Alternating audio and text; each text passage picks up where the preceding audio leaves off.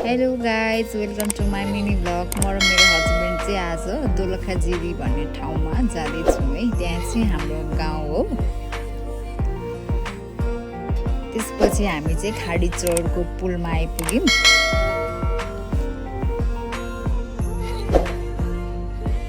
त्यहाँबाट नि हामी माथितिर लाग्यौँ।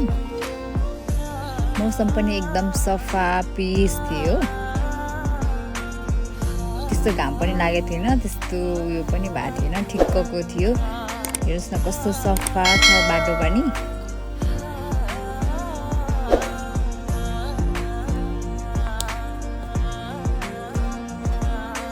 जाँदा जाँदै हामीले चाहिँ बाटोमा एउटा सानो झरना भेटाउँछौँ है। ल हेर्नुहोस् न कस्तो सफा पानी बगिरहेको छ।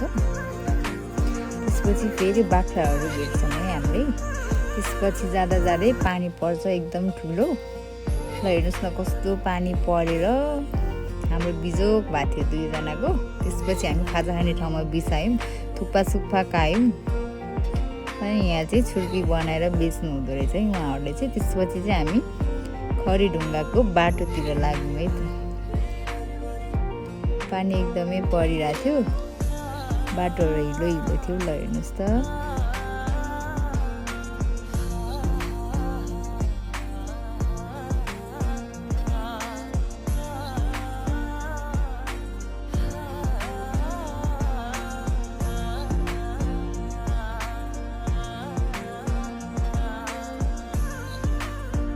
फाइनली खरीढुङ्गा पनि आइपुग्यौँ।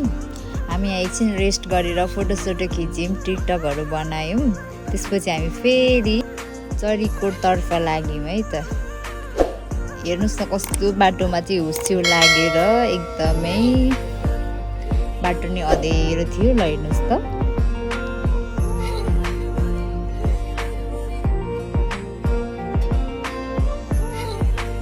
त्यसपछि फेरि एउटा यस्तो राम्रो खोला आउँछ। त्यसपछि फेरि हामी लाग्यौँ है त दोलखातर्फ लाग्यौँ। यता फेरि हेर्नु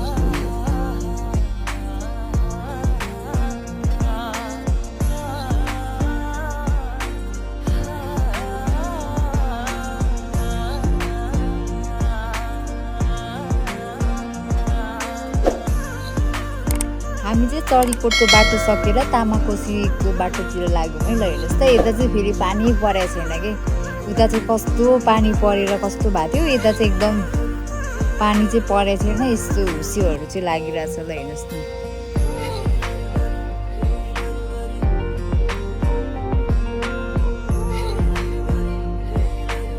कस्तो राम्रो ठाउँ। ल हेर्नुहोस् न बादलहरू।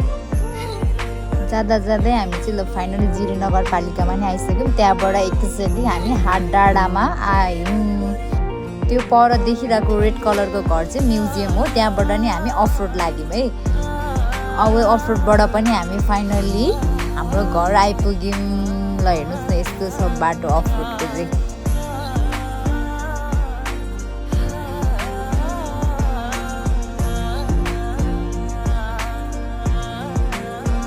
ल यो चाहिँ हाम्रो गाउँको घर हो है।